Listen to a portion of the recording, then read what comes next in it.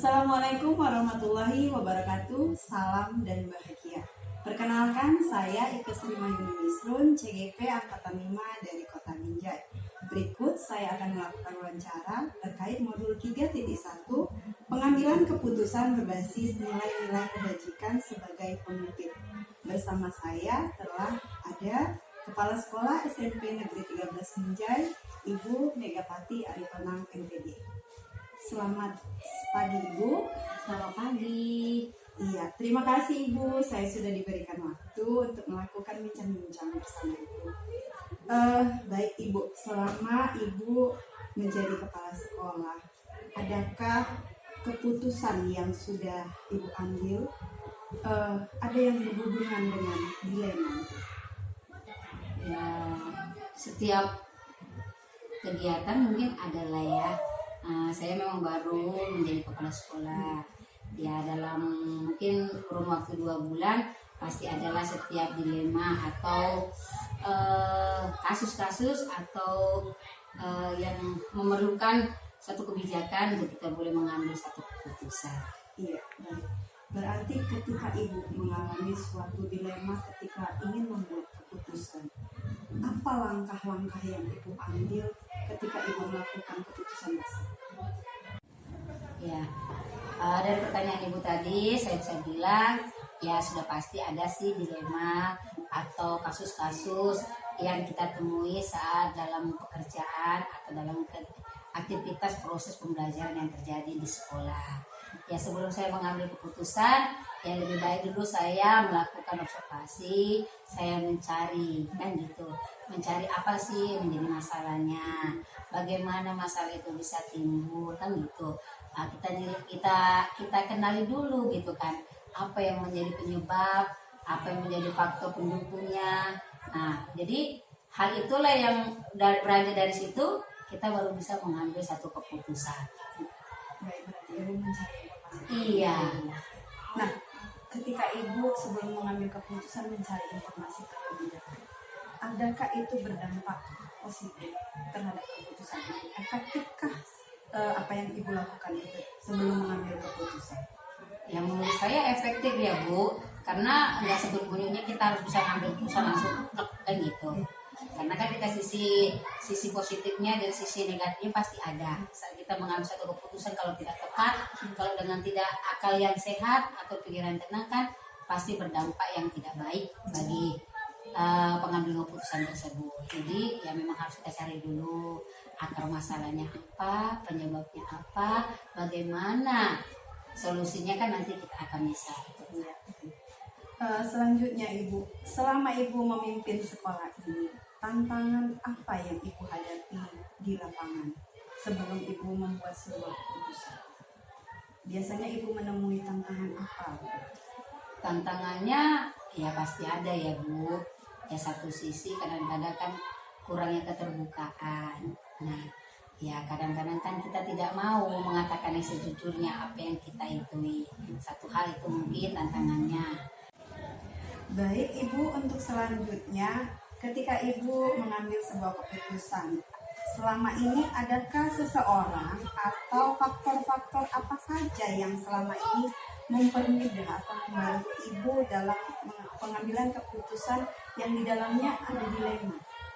Ya, pasti ada lah Ibu orang-orang yang dapat saya ajak untuk tukar pikiran dalam mengambil keputusan. Saya akan bertanya kepada rekan-rekan saya akan bertanya kepada teman-teman saya akan bertanya kepada orang yang lebih tinggi dari saya gitu. Jadi artinya nggak mutlak saya langsung mengambil plek gitu, tapi saya akan mencari teman untuk berdiskusi, bertukar pikiran sehingga hasilnya lebih mantap gitu. Terima kasih Ibu. Dari hal-hal yang telah Ibu sampaikan tadi, pembelajaran apa yang bisa Ibu petik dari selama ini pengalaman Ibu menjadi kepala sekolah ketika Ibu mengambil keputusan di kasus-kasus yang di dalamnya ada dilema?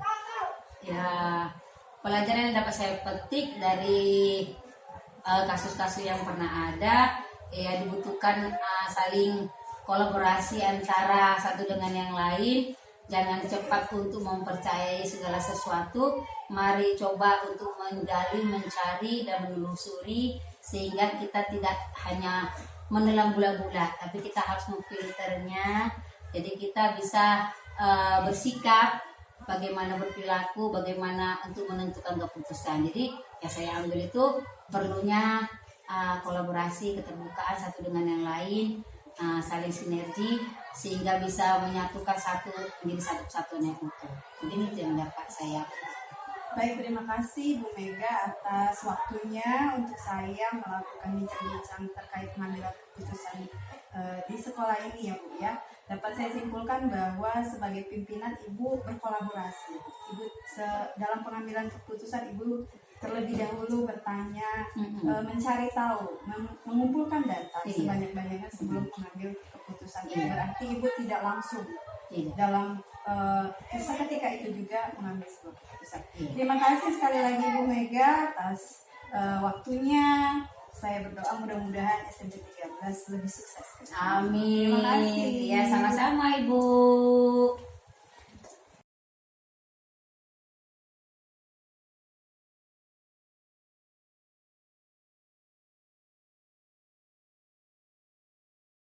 Assalamualaikum warahmatullahi wabarakatuh. Salam dan bahagia. Perkenalkan, saya Ike Sri Mayuni Misrun, CGP Angkatan 5 dari Kota Binjai. Berikut saya akan melakukan wawancara dengan Ibu Sugiyati MPD, Kepala Sekolah SD Negeri 028354 Binjai Selatan, terkait masalah di modul 31 pengambilan keputusan berbasis nilai-nilai kebajikan sebagai pemimpin. Assalamualaikum Ibu. Waalaikumsalam. Selamat sore Bu Ike. Selamat sore Ibu, terima kasih sudah diberi kesempatan untuk saya melakukan wawancara ini.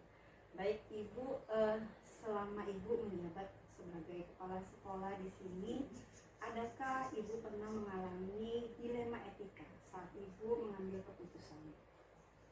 Sejak tahun 2019 saya ditempatkan di sekolah kami ini 028354 ini, tentunya ada ya, saya mengalami dilema etika dalam pengambilan keputusan terkait tentang masalah dalam pengambilan keputusan tentang beberapa keputusan yang ujung-ujungnya itu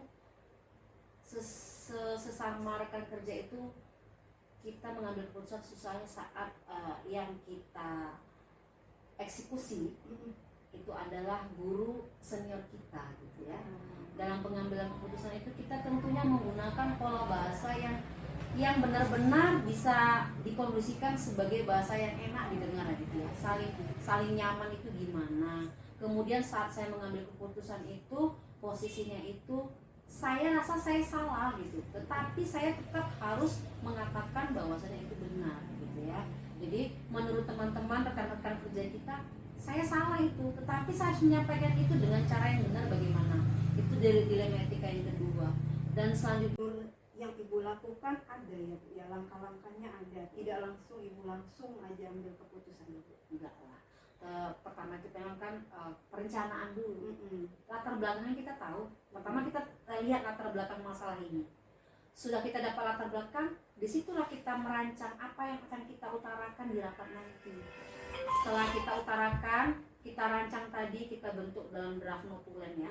Nanti kita utarakan di forum, nanti kita ambil solusinya secara bersama, kita ambil kesimpulan. Berarti ada prosedurnya. Ya, menurut saya prosedur itu penting. Kalau tidak ada prosedurnya, kita ambil saja keputusan itu secara pribadi. Misalnya ini genting waktunya, harus saya ambil. Saya takut salah gitu. Takut salahnya seperti ini. Kalau keputusan itu memang layaknya memang saya harus memutuskan itu memang harus saya, tidak apa-apa gitu. Tapi tetap saya panggil bendahara saya. Kebetulan kondisi tidak ada wakil kepala sekolah.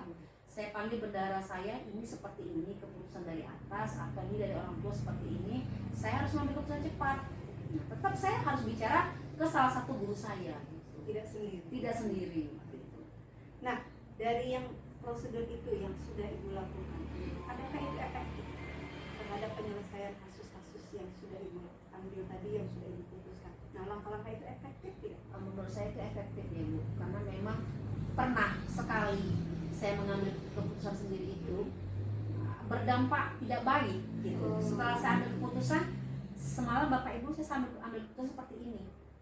Kita kan tahu bahasa kita yang kita utarakan di awal terhadap tanggapan guru kepada kita itu beda. Tetapi jika kita mengambil keputusan itu secara musyawarah, begitu nanti keluar hasilnya seperti ini Bu, hasil rapat kita semalam sudah saya utarakan dan hasilnya diterima seperti ini. Mau dia negatif atau positif hasilnya, guru tidak kecewa dengan saya. Karena memang sudah ditentukan sama-sama. Gitu. Sudah memberi kesempatan mereka. Iya, jadi kalaupun disalahkan atau akhirnya negatif, ya memang kita yang menentukan cuma lagi Bu, kita cari solusinya untuk refleksi ke depan, untuk tindak lanjut selanjutnya supaya lebih bagus seperti apa gitu. Baik Ibu, kalau begitu adakah seseorang atau faktor-faktor apa saja yang menjadi pendukung Ibu untuk pengambilan sebuah keputusan? Untuk mengambil sebuah keputusan pastinya tetap yang paling mendukung adalah kerjasama tim tadi. Kemudian pimpinan kita pasti kalau tidak sanggup dalam mengambil keputusan, saya sharing dengan pengawas, dengan koordinator. Bagaimana nih Pak?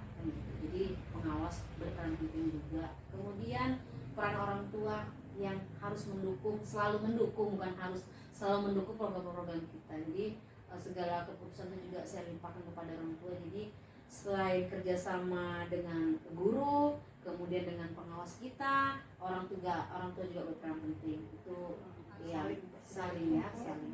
Baik, terima kasih Ibu. Pertanyaan terakhir dari tadi yang sudah dari awal Ibu sampaikan, pembelajaran apa yang dapat Ibu petik dari pengalaman Ibu menjadi pimpinan ketika mengambil keputusan?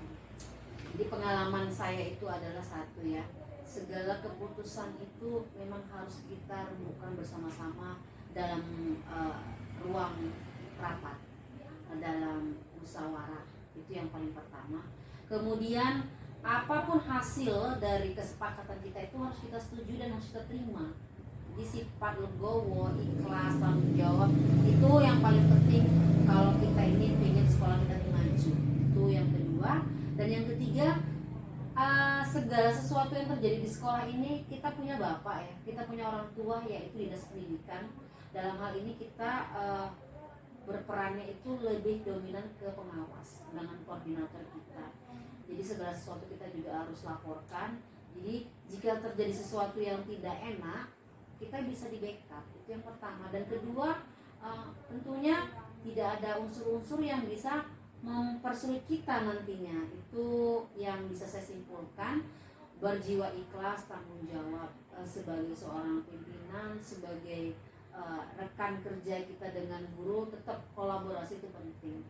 Itu saja yang disampaikan Bu Ike. Terima kasih Ibu. Dari awal pembicaraan kita tadi bisa saya simpulkan bahwa Ibu Sugianti ini ternyata orang yang sebagai pemimpin itu mengutamakan musyawarah. Artinya Ibu tidak maunya Ibu saja, Ibu lebih mengedepankan musyawarah tadi ya Bu ya. Artinya Ibu memberi kesempatan kepada rekan-rekan guru memberikan pendapat, tidak hanya pendapat Ibu. Kemudian kolaborasi tadi saya lihat juga luar biasa ya Bu, tidak hanya dengan bukan guru, pengawas, dinas, bahkan juga yang terpenting orang tua. Baik Ibu, terima kasih atas kesempatan dan waktunya sudah bisa berbicara, ngobrol dengan saya. Saya berdoa mudah-mudahan sekolah Ibu tambah sukses lagi ke depannya. Amin. Kemudian segala program di Sekolah Penggerak bisa terlaksana. Terima kasih. Terima kasih banyak.